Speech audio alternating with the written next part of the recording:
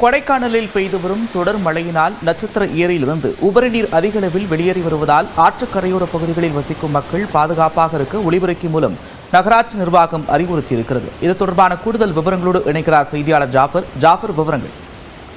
நிச்சயமாக நந்தா. திண்டுக்கல் மாவட்டம் கொடைக்கானல் மலைப்பகுதியில் கடந்த 3 தினங்களாக தொடர்ந்து மிதமான மழை, கனமழை என மாறி மாறி பெய்து வருகிறது.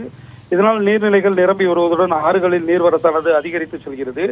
இதனைத் தொடர்ந்து நகரின் மையப்பகுதியில் அமைந்துள்ள நட்சத்திர ஏரி தனது முழு கொள்ளளவை எட்டியதால் இந்த உபரி நீரானது வெளியேறி வருகிறது. இதன் காரணமாக இந்த நீரானது அன்னை தெரசா நகர், டோபிகானல், குறிஞ்சி நகர், கல்லறைமேடு உள்ளிட்ட குடியிருப்பு பகுதிகளின் வழியாக பழனி வரை செல்கிறது. இதனைத் தொடர்ந்து இந்த பகுதிகளில் ஆற்றின் வழியாக செல்வதால் டோபிகானல் பகுதியில் உள்ள குடியிருப்புகளின் வாசல் வரை இந்த நீரானது கடந்து செல்கிறது.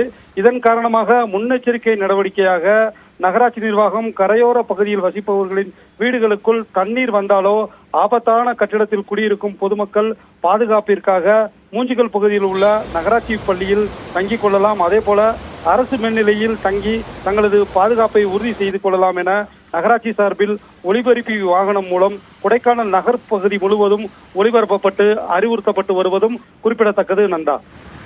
நன்றி ஜாஃபர் விவரங்களுக்கு. மூஞ்சிக்கல் நகராட்சி பள்ளிகளில் தங்கிக் கொள்ளலாம். இங்கனம் ஆணையாளர் கொடைக்கானல் நகராட்சி மற்றும் வருவாய் கோட்டாட்சியர் கொடைக்கானல் நகராட்சி பொதுமக்களுக்கு ஓர் அறிவிப்பு. தற்போது பெய்து வரும் கனமழையின் காரணமாக பொதுமக்களை பாதுகாக்க மாவட்ட நிர்வாகமும் நகராட்சி